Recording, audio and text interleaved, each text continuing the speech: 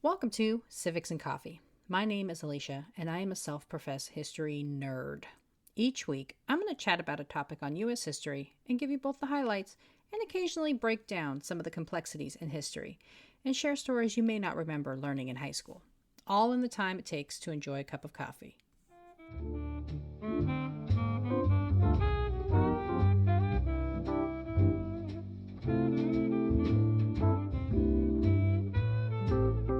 Hey everyone, welcome back. As I've shared here, I recently started graduate school. It's been a rewarding and challenging experience, made all the better by the wonderful connections I've made along the way. One said connection was through the internet, Twitter to be specific. Ethan is a fellow graduate student who is also just beginning his journey through the academy and has been a tremendous source of support and inspiration during my first few months.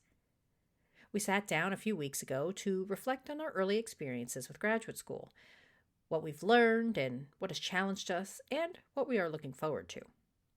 I hope to bring him back on throughout our journey to help shine a light on the graduate school experience that isn't focused on a PhD. Ethan is a historian specializing in early American history, with particular emphasis on British North America, colonial New England, and the early American Republic. Ethan's most recent research was an analysis of why second President John Adams stayed retired and how the views of himself dramatically changed his legacy. The work primarily focused on Adams' relationship with the press, as well as friends and rivals of his era. Ethan earned his bachelor's degree in history from New England College, and he currently attends the University of New Hampshire, where he is pursuing a master's degree in history. He hopes to someday pursue a career in academia and historical scholarship. He currently teaches history at a local charter school in New Hampshire, and personally, he loves to write and read fiction and engage in anything horror. He is also a massive fan of the Beatles.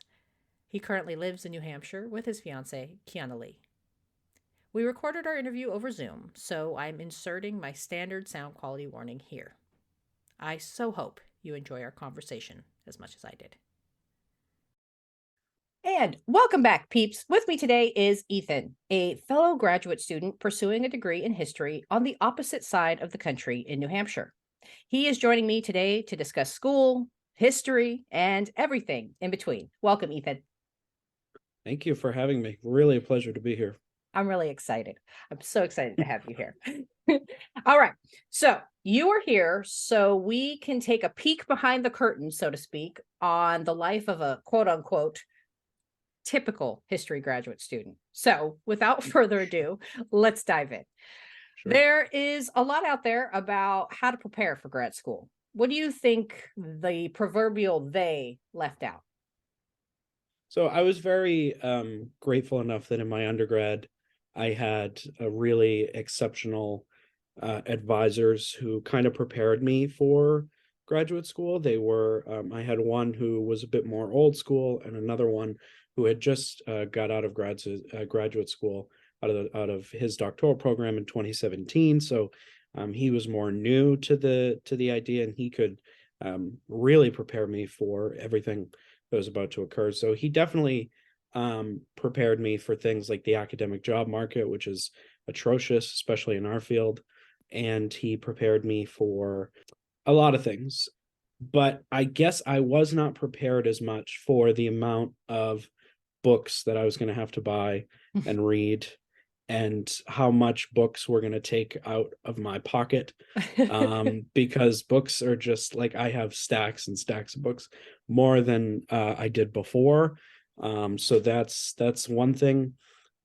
It's more of a trivial thing. I'm very happy to add them to my collection, but sometimes, as you probably know, some of the books that you read are just not good. The other thing is, I didn't know, I also went to a smaller college, undergrad college, and I transitioned from a smaller college to a bigger one, University of New Hampshire, which is a much bigger institution. And I was not prepared for the difficulty between master's degree students and doctoral students. And that difference of trying to figure out where I fit into that has been very difficult for me. So I was not prepared for that. And I don't think anybody could have prepared me for that. but I think just a understanding that it exists, and I'm not sure if it exists at other universities. I would assume so, but for me, that's been a difficult component to try to navigate. That's interesting because, when I was looking around for graduate programs, it was either like a PhD track where you could earn your master's degree after X amount of years, or it was like a terminal master's degree. So it's interesting that your university provides kind of two paths. You could do the master's or you could do the doctoral program, right? Yes, that you could do either or. Mine was, I had originally applied to only PhD programs Mhm. because that's where I wanted to head initially, go to the PhD doctoral programs. And I didn't get accepted into any of them, but I did get accepted into the master's program at UNH. They offered me that instead of the doctoral program because they felt I needed more training, which in hindsight, I suppose, I did, but the doctoral site was really, it's really what I really wanted. Right. So And that's still the career goal, despite the job market, right? yes, it's still the career goal, get the PhD and do it. It's going to take me a lot longer, but all we have is time. So you know, I'm happy to wait, I guess. Nice. I think for me, the amount of anxiety that you experience as a graduate student was probably the one thing. And I feel like they talk about this in every single article that I read, or every blog post or Twitter feed that I read. It was like, be prepared to feel like the dumbest person in the room. But I thought, okay, well, sure. But I think the experience of it versus the reading of it is something that I wasn't necessarily expecting. So Yeah, that anxiety piece is really hard yeah. because like it's like a overwhelming, I don't know, anxiety. Like I don't know how to describe it. It's hard to describe to people who aren't living it, you know what I Hmm. mean? And it's like nobody else trying to explain it to a family member or a friend or whoever, somebody who's not doing it too, is really, really hard. So yeah, I know, I'm with you there. And how's your cohort been? I know some of the things that I read is that some of the cohorts can be very, very competitive, especially because it's such a difficult job market to jump into. While others I've read are amazing. So what's been your experience with your cohort? Has it been positive? Not positive or negative, considering neither of us really discuss much or talk much. I do have probably one friend in the MA program who we talk to frequently. She's great, but other than that, I'm kind of on my own, Mm, and I'm doing this on my own. I have a really good friend who kind of took me under his wing. He's a doctoral candidate, and he's getting his PhD in 2023. And he's kind of helped me out and showed me the ropes, and he's been there for me with all of my anxieties and stuff. So it's been really great. But my cohort, not necessarily been helpful in the sense, in a traditional sense, as we've all kind of gone our own way, and especially because I decided to do part-time in the middle of the semester, which we can talk about that more, but especially because I decided to kind of go an entirely different route mid-semester. That kind of it takes me away from a lot of my university time right, and being there on campus. right. So that also has an effect on it too. But I try to maintain some form of contact with the folks at UNH because I do like to still be part of different things. Right. Yeah, I feel like I'm pretty fortunate. Our cohort, because my program is a terminal master's program, so I don't have doctoral students that we're interacting with, which probably for the better. I think the amount of anxiety and imposter syndrome that I experience on a daily basis, I don't know how I would do with then watching the brilliance that is a doctoral student. But our group actually has been pretty phenomenal. We're 8 strong, and we are very supportive of each other, and we're always checking in on each other. We even have a little Discord thread where we just kind of say, okay, how's it going? How's your paper going? How's my paper going?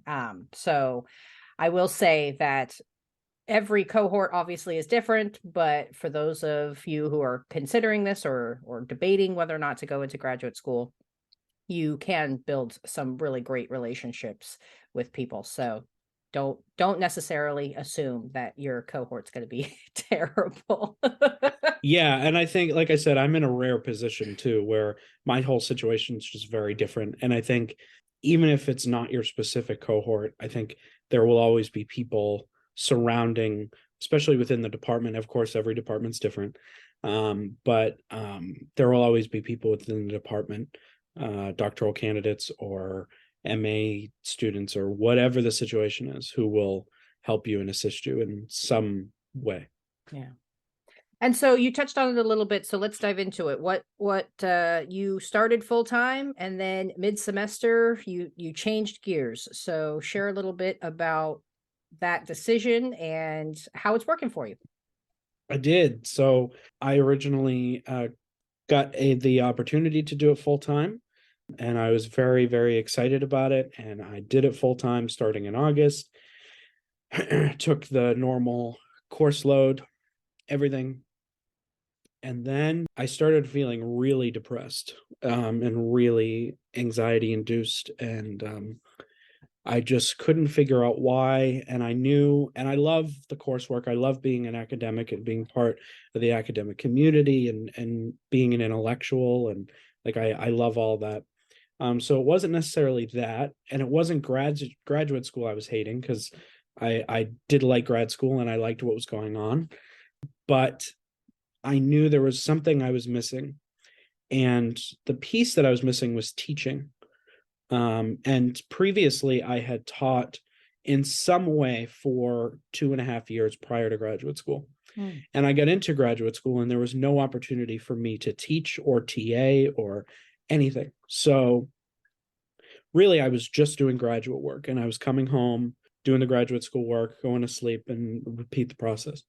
And I wasn't liking it. I was like, I need to teach. That's what I'm meant to do. That's what I want to do.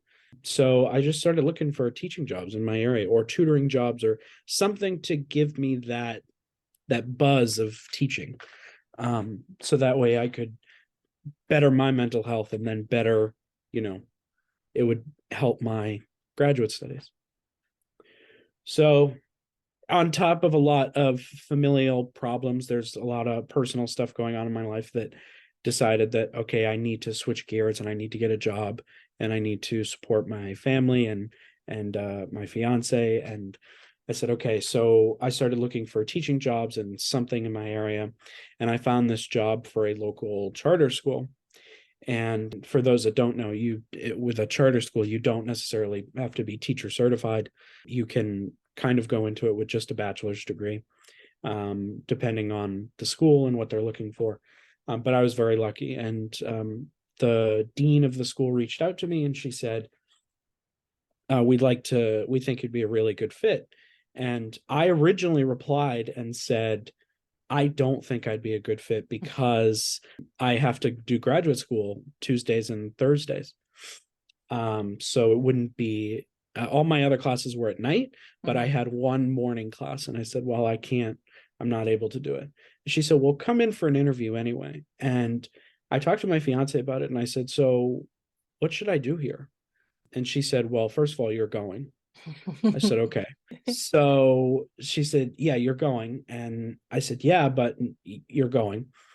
And that's when we kind of her and I had a long conversation. And we decided that if I got this job, I would cut back on graduate school, because it would allow me to teach full time, which is what I want to do normally, and then go do the master's degree part time, which is, I definitely want my master's degree 100%. So I said, this is kind of a perfect balance, and it's the balance that I think I'm looking for. So I did that in October. I got the job, first of all. And I've kind of been transitioning from doing graduate school full time to doing teaching full time. And it's been a transition. It's been an interesting and kind of difficult one. But it's one that so far I'm not regretting, and I'm very happy with my decision to do so.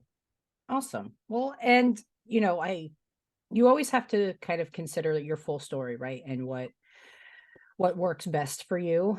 So I'm happy to hear that, though difficult, it's sounding like it was kind of the right move at the right time for your situation. So Yeah. And it came at a really opportune time, at a really interesting time in my life where I said, okay, I need to do this. So I'm, very happy to still be dabbling in academic stuff and being with my peers and colleagues while also, you know, having conversations with eighth graders to high schoolers. yeah.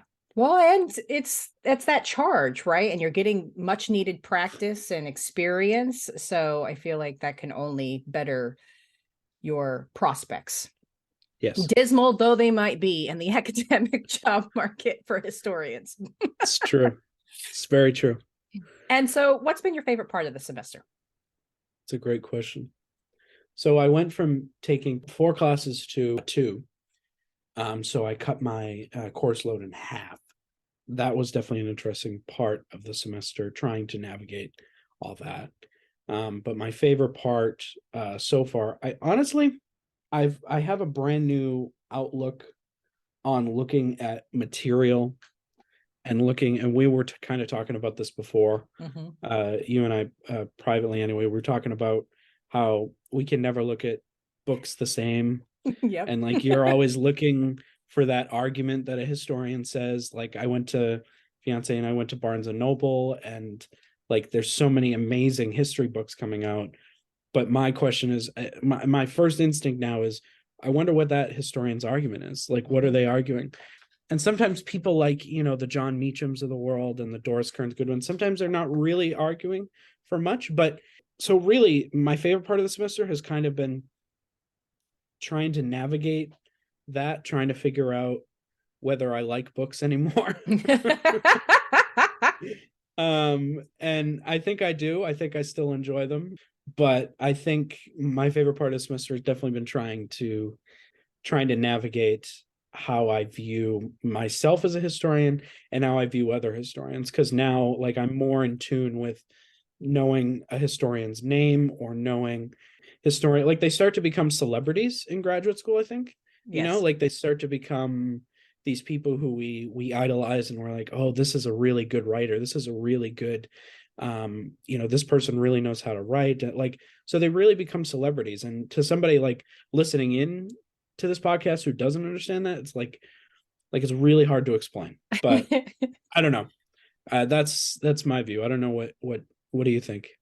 Yeah, I think to speak about the celebrity aspect, just for example, the last book that we're reading in my seminar this semester is Heather Cox Richardson's How the South Won the Civil War. And I started it because I'm trying to make sure I'm all wrapped up. So all I have is my 20-page paper that's due at the end of the semester. And so I started reading it, and it was just evocative language, beautifully written. And I just happened, and it's been a book that I'd been wanting to read. So it was perfect that this got assigned to us. And I just happened to tweet it out of like, I can't wait. I'm so excited. Thus far, it's been beautiful. And she responded to my tweet. And when I tell you the amount of glee that emanated from my body, I was like, oh my God, I've arrived. Heather Cox Richardson responded to my tweet. Yeah, that's awesome. So That's it so awesome. definitely, yeah, it made my day. And so I totally hear you on that. And running this podcast, obviously, I've been a history fangirl for quite some time. And I remember when Lindsay Chervinsky, said she'd come on to the show. She was my first guest. And so just if she ever listens to this episode, thank you so much, Lindsay. You were amazing. And I was a scattered brain, nervous mess. And she was so kind to me. So I think I've gotten a little bit better at handling my my excitement and my starstruckness. But yes, I agree with you. It's amazing. And, unlike a rock star or a sports star, we actually have like a higher likelihood that we might actually get to speak to these people and meet these people at historic conferences and things like that. So we're lucky in that realm, I think. And then for me, my favorite part of the semester, oddly, is probably a bad example, but I don't care. The validation that I felt, because I had a lot of imposter syndrome. It's been a very long time since I've been in school. Mhm. So I thought for sure I would walk in and everybody would be using like virtual reality stylists, and I would come in here with my pad and my paper and my pen and just look completely out of place. So that didn't happen, thank God.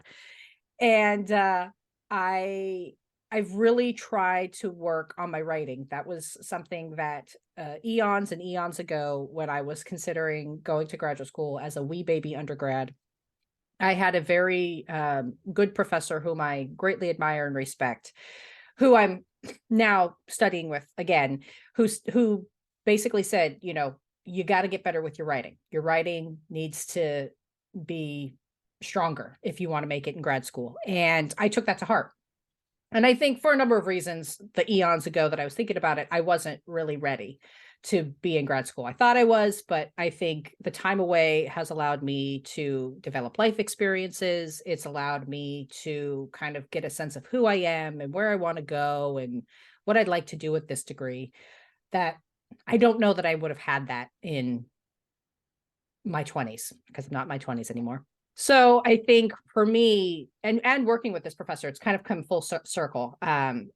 He very much has been very kind to me, working with me on giving me very substantive feedback about my writing.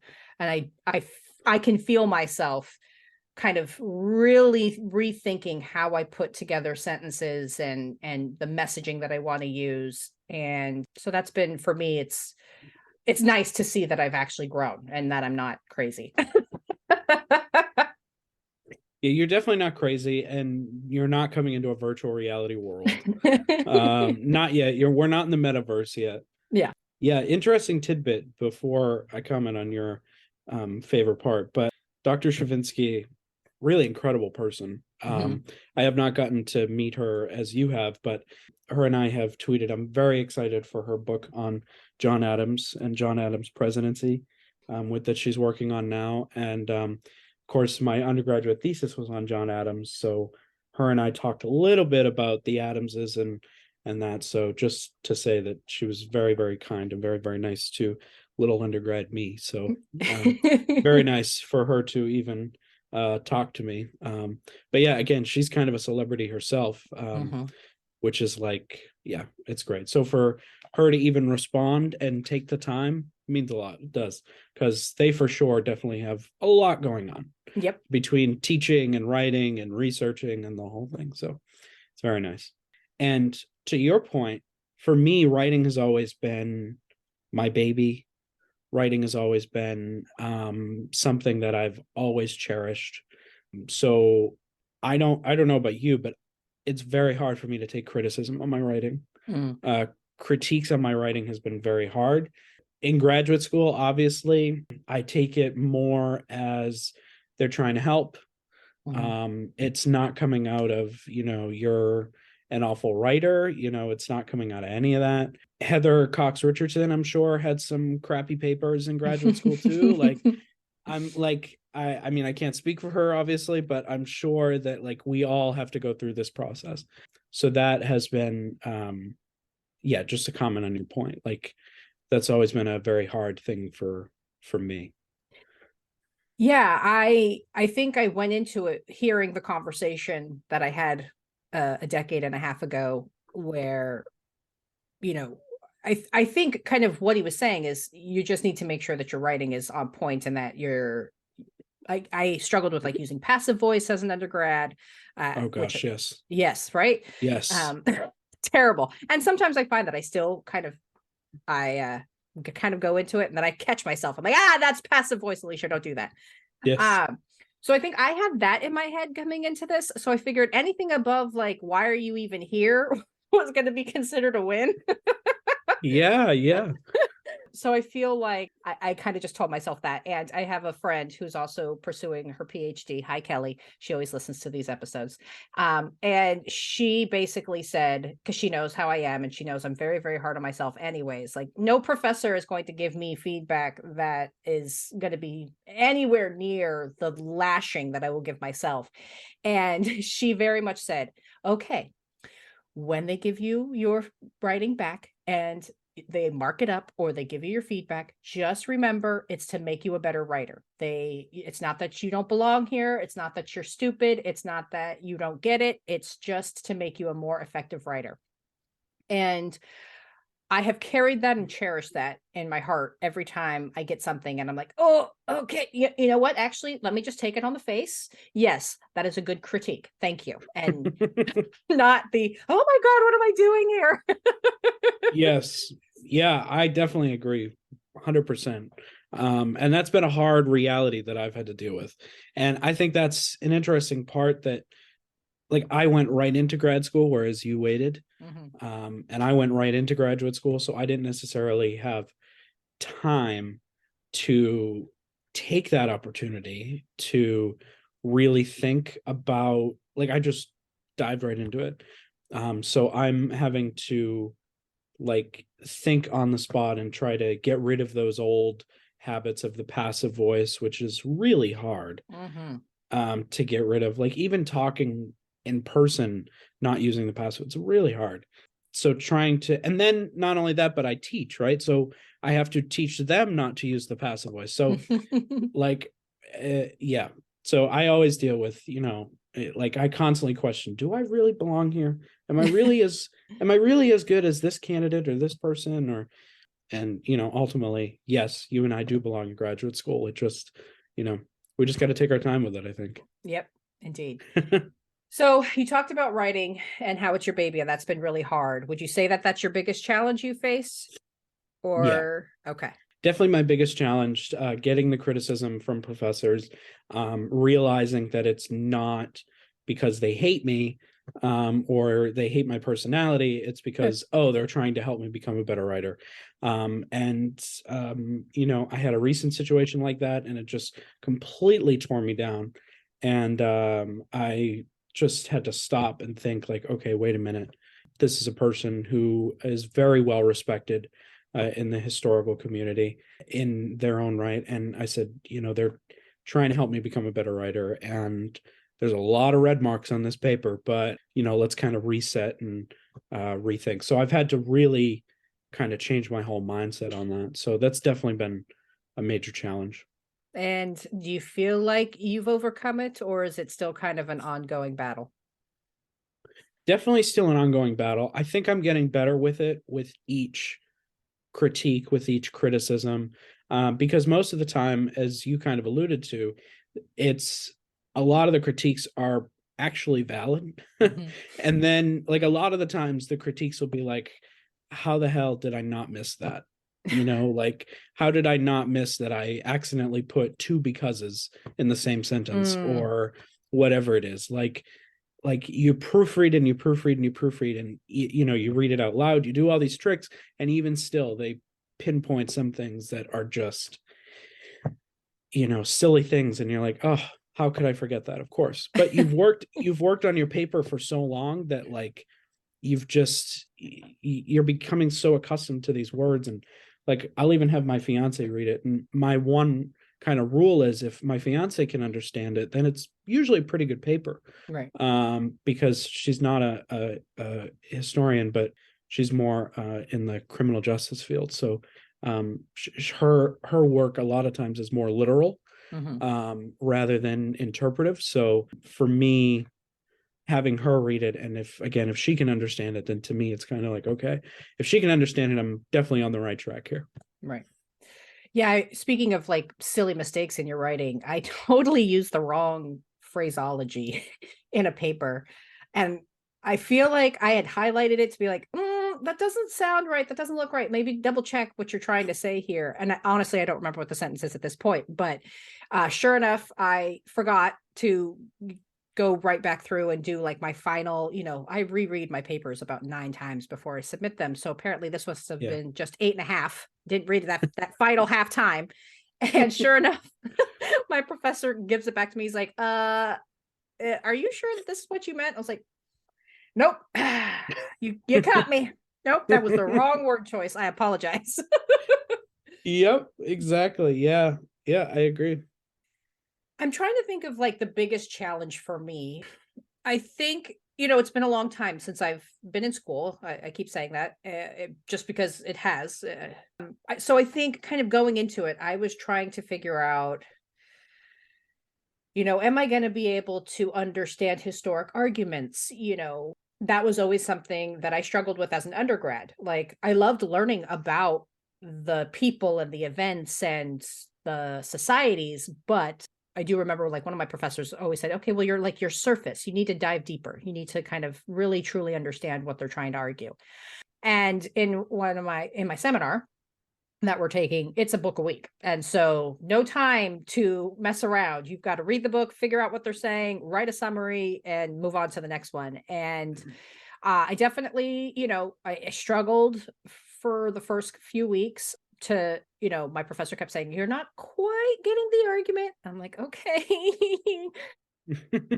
But I think, if her feedback is any indication, so far the last part of the semester, I've started to really to get it a little bit better. So I feel like hopefully I've overcome the challenge, and I can weave it into my future efforts in grad school. So Yeah, I had a professor in my undergrad, and we did what we called a directed study, and he essentially, it was kind of like a graduate level course, but we called it, I forget what we called it. It was something else, but it was to prepare me for graduate school.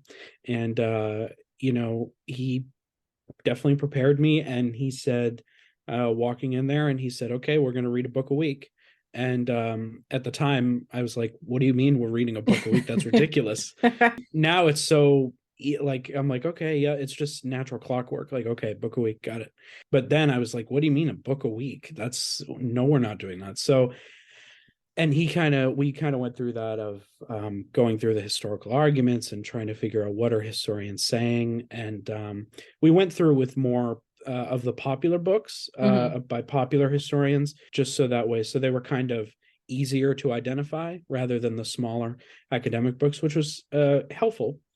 So it was, I'd say, easier for me to try to understand that. I guess I just didn't know how much I was actually going to use that, which goes back to our point earlier of, do we even like books anymore? Because now that's all I ever do. And and we talked about it a little bit, that like, I kind of like it, of the fact that I'm always looking for the argument, but also I can never just sit down and enjoy a book anymore. Yep. So far anyway. So Yep, me too. Same, exact same. I tried to read a book for pleasure, and I was like, okay, what's the argument? I'm like, oh my God, Alicia, stop. Yeah, exactly. Exactly. It's so hard to get out of that habit. Okay, so sounds like you got the benefit of kind of a course to prepare people for the realities of grad school, but I still ask, if you could create your own course for individuals who are preparing for the realities of grad school, what are things you would cover? Well, that would be probably the first thing we talk about, is historical arguments. We'd probably spend like, quite a bit of time on that, because it's so important, and it really changed the game for me on what it means to be a historian as a profession, because it's not just about, because my kind of idea was, okay, so they just write books, and they write books on specific topics, like, that makes sense. But no, they actually make arguments, and they debate other historians, and like, there are so many historical debates, and like, I just didn't realize that until I got to the level of grad school, really. But I got a little taste of it in my undergrad. So historical arguments, definitely. The other piece is historiography is like so hard. I mean, it's so hard. And it really, honestly, if you explain it to someone, they're like, oh, that's so easy. Like, Yeah. just identify the arguments amongst, but it's such a difficult process. I mean, I guess if you do it enough times, it'll become, I don't know. We'll see. But so we talked about historiography. Hopefully I'd know it better by then. Because it's really such a hard process. I mean, you and I are going through it right now in our Yes. current classes, and it's so difficult. So we'd go through historiography, and honestly, we'd probably go through the trying to maintain the anxieties. One of the things that I worked for a company called Upward Bound this summer, and one of the things, and they were high school students looking to go into college, and it's a whole thing. It's a national thing. But anyway, one of the things I taught them for just going to undergrad was you need to make time for yourself, and you need to do things you love, and you need to do things that you care about. And sometimes I feel like I've forgotten about that during my time doing grad school, because I've just been so focused on the arguments and the historiography and the discussions we're having and the notes I have to take and the paper, like so many things. So I've been trying to balance that more at the end of the semester, and I feel like I'll get better with it as graduate school goes along.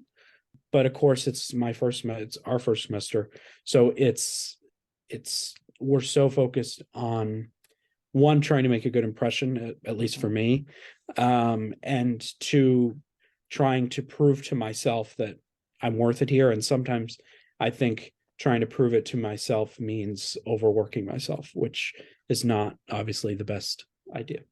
So really, the main thing for me would be historiography. Would be manage your anxieties, and historical debates and arguments.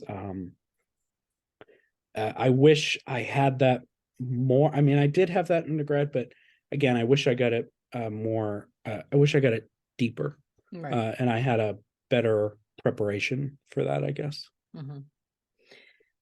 Yeah, I think those are all good points. I think I would also really cover a historiography, give an example, talk about it, and maybe pick something that isn't quote unquote easy, right? Like one of the biggest when I look online, the biggest historiographies that is covered is the cause of the Civil War, right? Like they always kind of compare, like, hey, before historians wrote about the Civil War as this, battle for states' rights. Well, now we're coming around to saying that it's about slavery. And so I don't know if it's just because I have been immersed in the post it's about states' rights argument for decades that I'm like, yeah, no, of course. Like, yeah, that's not, no, I need something else. Yeah. So that's been challenging for me. And also because of historiography, the other theme that I've seen is there's no like one way to write it, because of course there isn't, because we're historians. Right. Yes, absolutely. So Because of course. Yeah. And so I think I would include the various different methods in which you could build a historiography and give examples of that, just to give people a sense of different directions that they could take. Because I do know that as I was writing mine, and because I probably, inundated you with text messages of like, is this right? Am I going in the right direction? I think maybe, I don't know. So yes, historiography definitely would be something I would cover. I think I'd also cover just the amount of time it takes, and to be mindful to not overextend yourself. I say this as I'm coming towards the end of the semester and I took on way too much, and I'm probably going to do it again next semester because I don't know how to say no. But, just understand that you are only human, that you do have to sleep, that you have to eat, that you will already be stressed out. And like it's you got to take time for yourself. I texted my friend who's the PhD candidate. I texted her and I said, I'm ahead. I'm actually ahead in my reading. And I had to physically stop myself and say, okay, Alicia, go ahead. You can sit on the couch for 25 minutes and watch, whatever, a Friends episode or something. You don't have to read. It's 10 o'clock. Like, give yourself some time to just like unwind before you go to bed. And so she responded, she's like, good, you're learning. So I understand that. Okay, so you talked about your undergrad thesis, and so I am curious both what was your undergrad thesis and what's going to be your area of focus when you're in your master's program. So my undergraduate thesis, I spent a year and a half with John Adams, second president of the United States. My argument, speaking of arguments, was really I wanted to explore something to do with John Adams. I knew that in the beginning for my undergrad. And I found what really interesting that everybody talked about.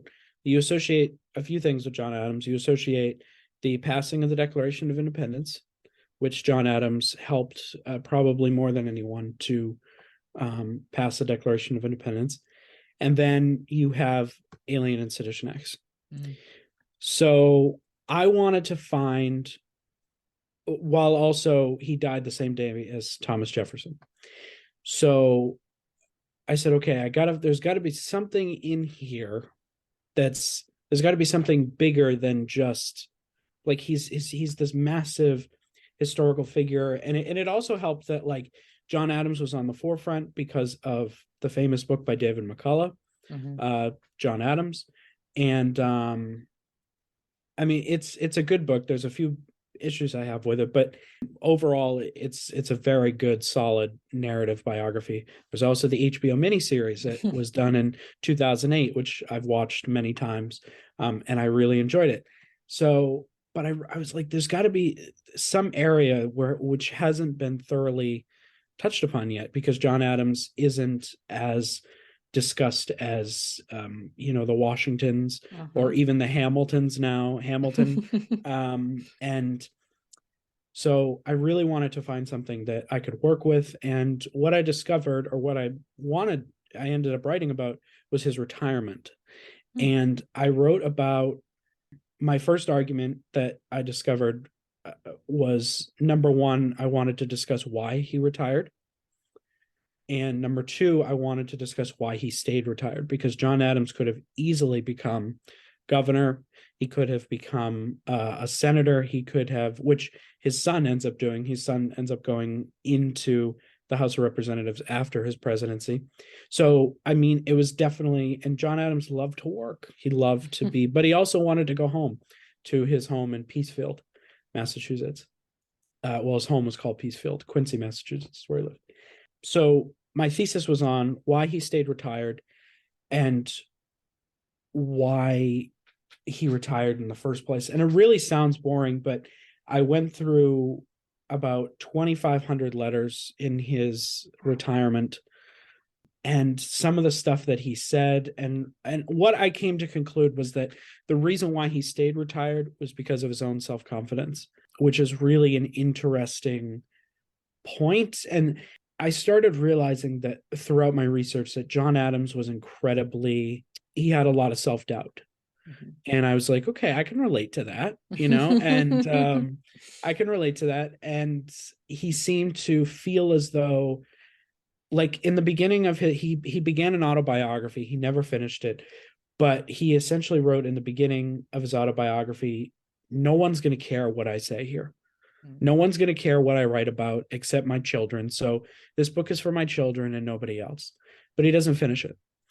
So clearly he wasn't dedicated enough to the autobiography, but he also didn't think anybody would read it. So he probably thought, I'm not going to finish this. Nobody's going to read it. And he compares himself to Thomas Jefferson and George Washington, and doesn't compare himself in an ego sense, but compares himself to the fact that he'll never beat them.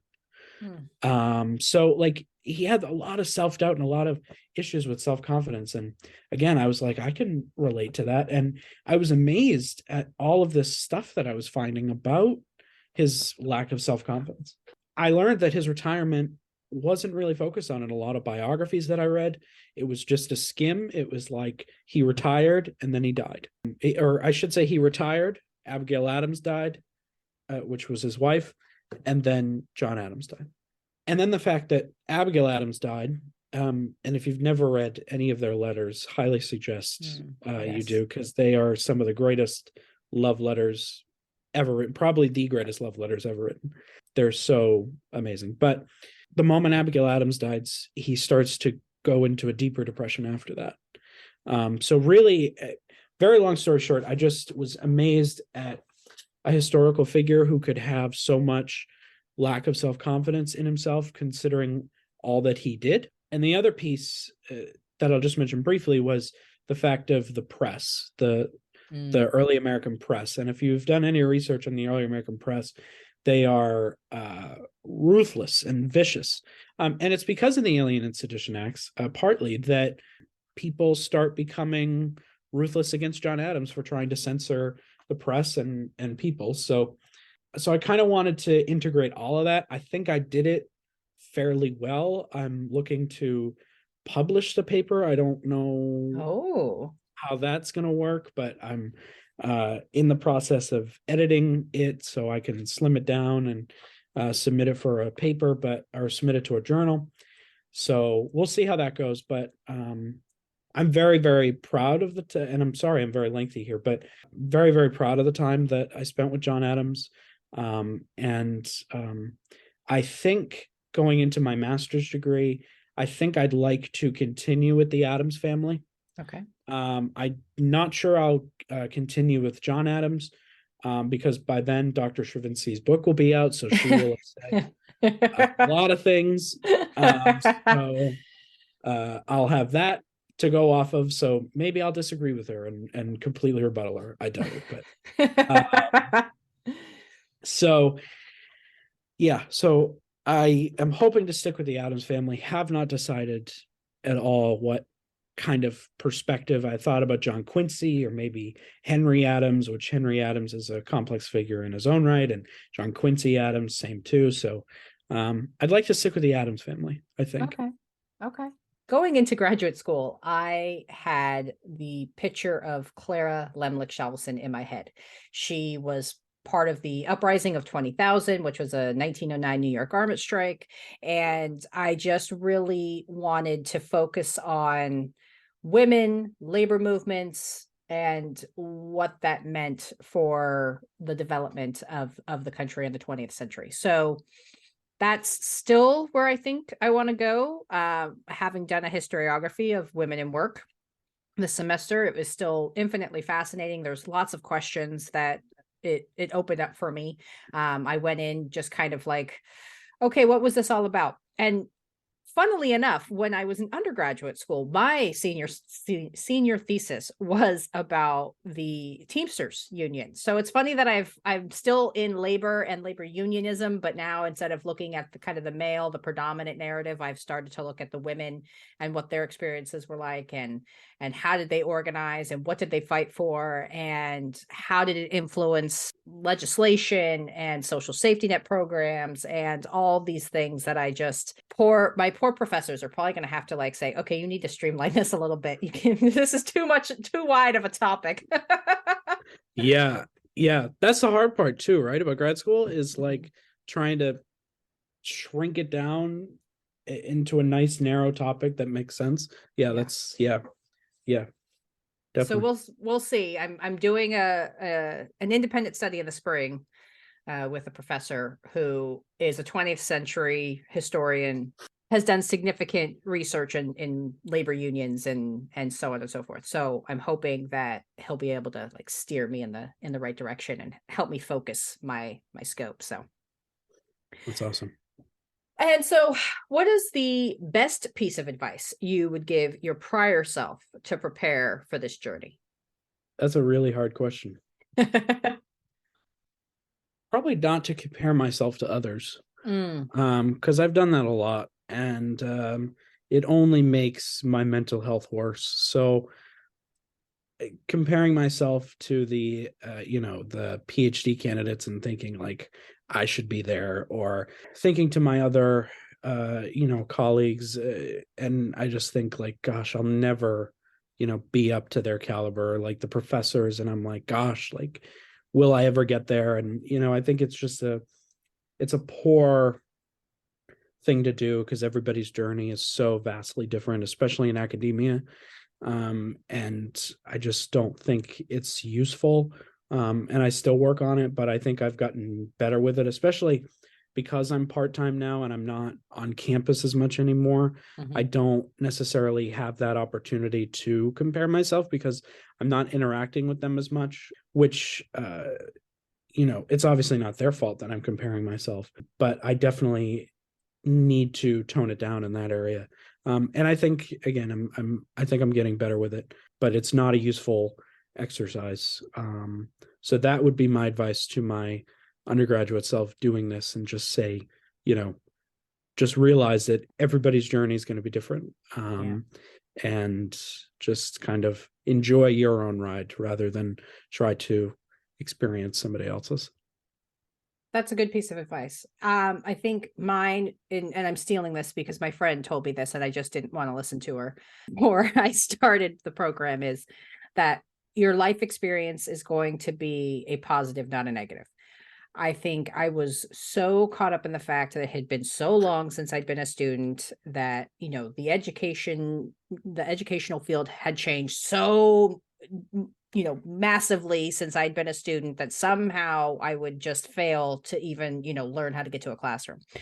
I don't know why. I have this irrational fear, but I have noticed in discussions that I've had, in just experiences that have come across my path in my first semester, that the life experience was actually really truly a benefit. And my friend Kelly, again, did try to say, don't be so hard on yourself. It's actually better than you think. And she was right. So there you go. It's officially on record, Kelly. You were correct. And it's definitely helped me, I think, calm down. I still have those moments of, fear-inducing anxiety, but I definitely I'm much more comfortable in my skin than I thought I would be when I go into the classroom, which is nice. That's awesome. I'm Yeah. so happy that you've starting to overcome that. That's great. Yeah. Okay. So what are you looking forward to in your graduate career, as we're just starting our journeys here? I'm looking forward to, first of all, I've really enjoyed the people that I've met and creating relationships and creating this kind of social network. You and I have bonded over it. I mean, so, I've met you out of it. I've met so many other incredible people that I owe a lot to already. So I'm enjoying the social network aspect of it.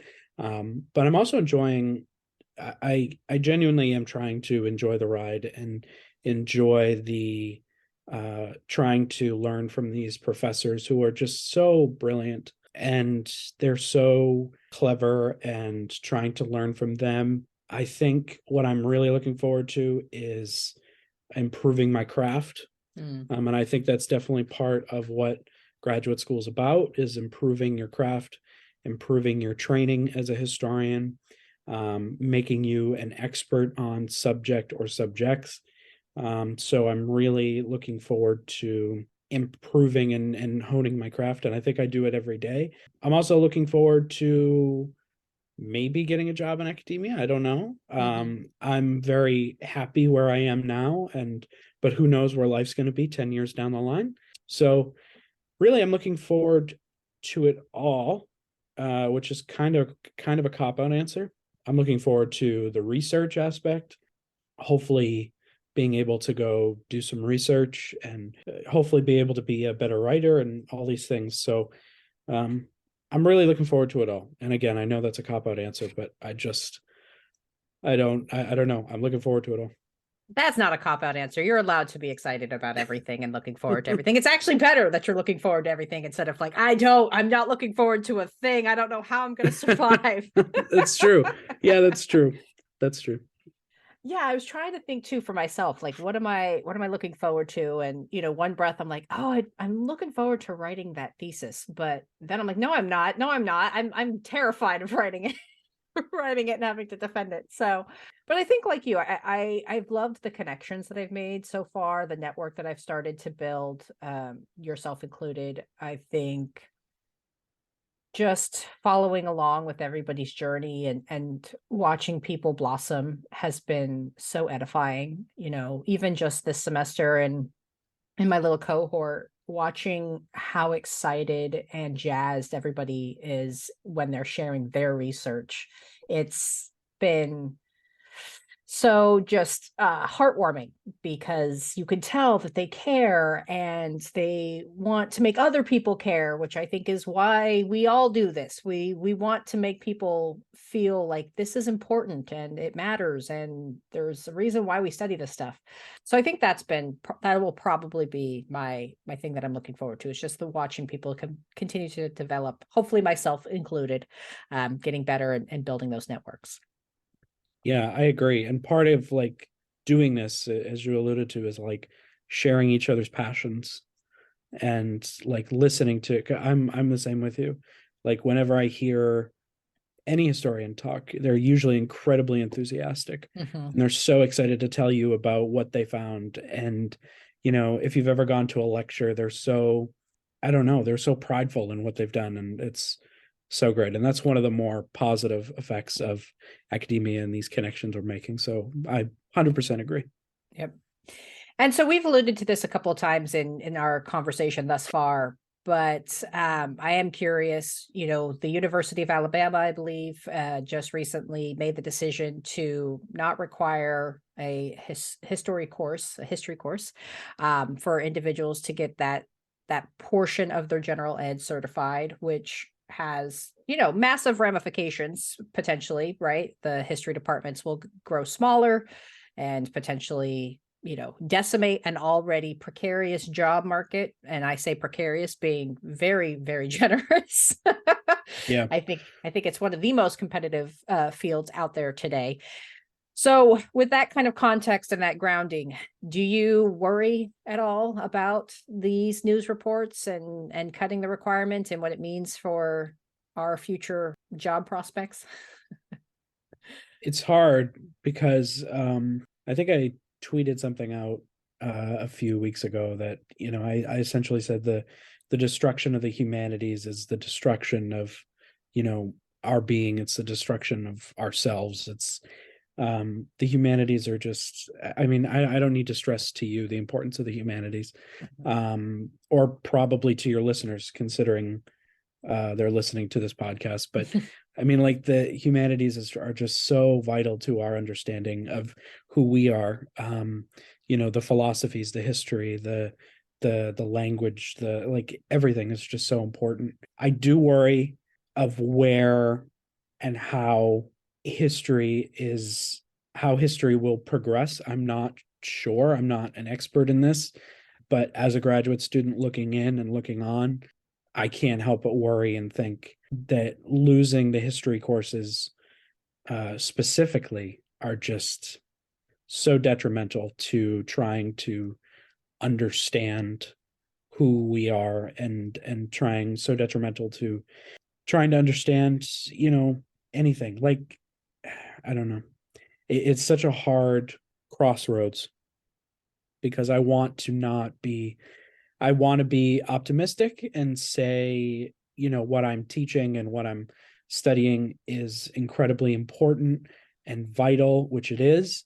But also, it's the same time where the imposter syndrome comes in and it goes, well, there's so many universities who are just taking away the humanities little by little by little. And a lot of universities are like that. A lot of the universities that are not on the news reports, they're taking away the humanities slowly, slowly, slowly for more, according to them, important things like STEM, which STEM is very vital and important to our society as well. But you can't have STEM without the humanities. And you can't have the development of STEM without learning about how we even got there. Do you know what I mean? So Right. it's a hard balance of trying to figure it out. But to answer your initial question, yes, I do worry. And I genuinely can't make a prediction because I simply don't know. Yeah. I think, touching on what you were saying about STEM, kind of the thing that always sticks with me is obviously, yes, we need STEM. It's very important. I think it's important that we expose as many people to STEM as possible. However, I come back to, STEM is about testing theories and developing technologies and new ways of doing things and building and so on and so forth. However, you need to be able to articulate this, right? You need to be able to break it down. And, you don't learn really how to effectively make an argument and write that down and communicate that without your humanities background. If historians are, crazy people, no, you don't need to study the past. I would very much disagree with you. Obviously, that's why I have this podcast. But if nothing else, right, this is a study. This is a course study, or a pathway where people learn how to find an argument, make their own argument, back up their argument, and then write it down. And so I think it breaks my heart to see that this is not something that it's the long game. They're not seeing the long game. And I don't quite understand the motivations behind eliminating something that I think is so vital. I don't think you should eliminate any part of a liberal arts education, right? I think you need humanities, you need math, you need science, you need art, you need cultural appreciation.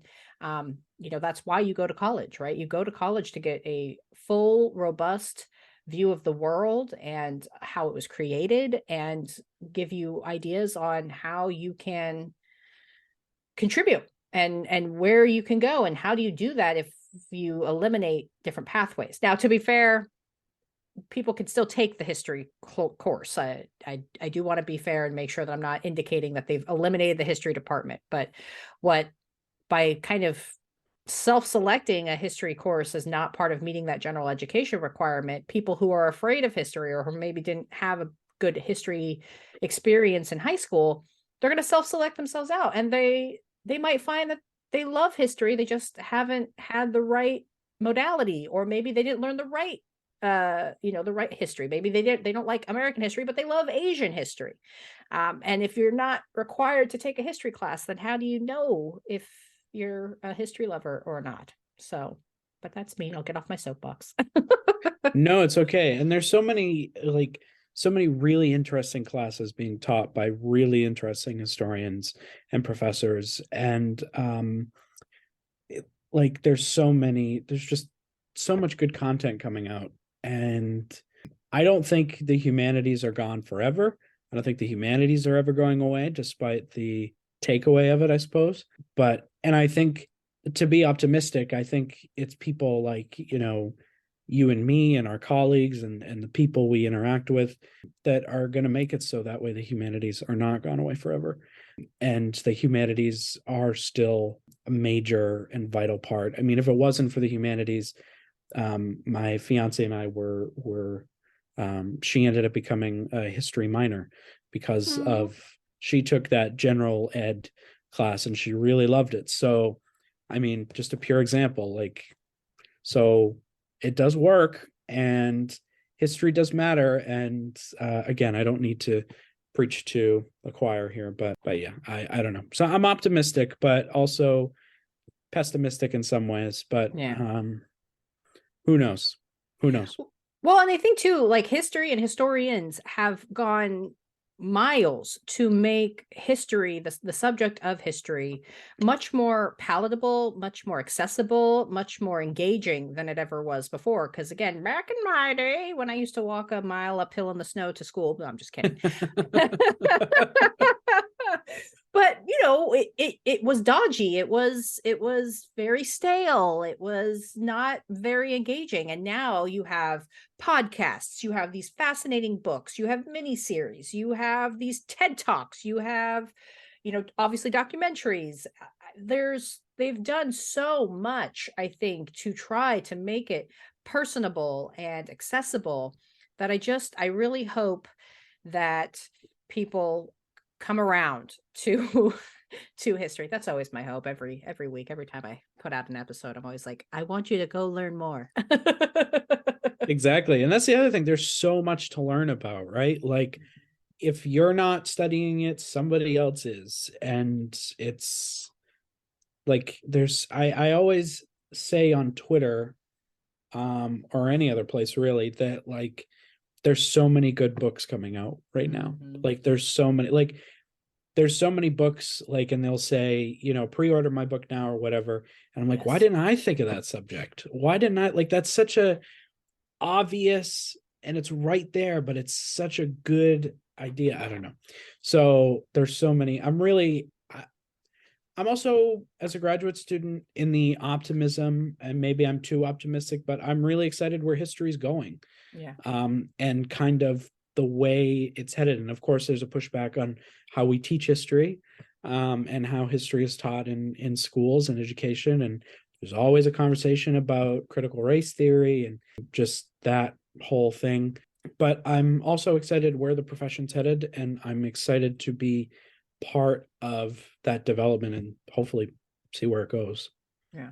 Well, and speaking of all of these new texts that are coming out, like, I can't believe that it took 50 some odd years for somebody to write a biography on Shirley Chisholm, and that's coming out in 2023. So I have it saved on my phone. I have like 55 tabs open on my phone. It's really sick, you guys.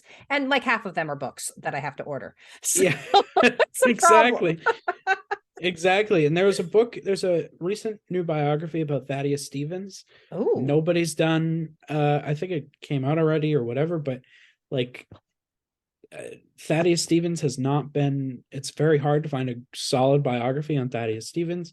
So like, even some of the more people who, similar to what you were saying, like even some of the people who were like, oh yeah, there's got to be like tons of biographies or historical academic arguments about them, and there are none, or very little. right. And if they have been done, it was done in 1933, and it's just, I mean, we won't go there, but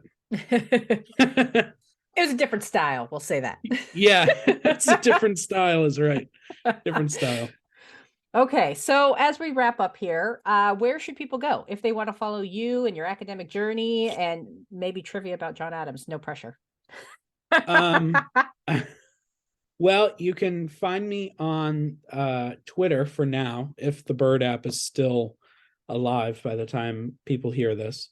But you can find me on Twitter at Ethan Healey. You can find me at ethanhealey.com. And all my contact info is on ethanhealey.com.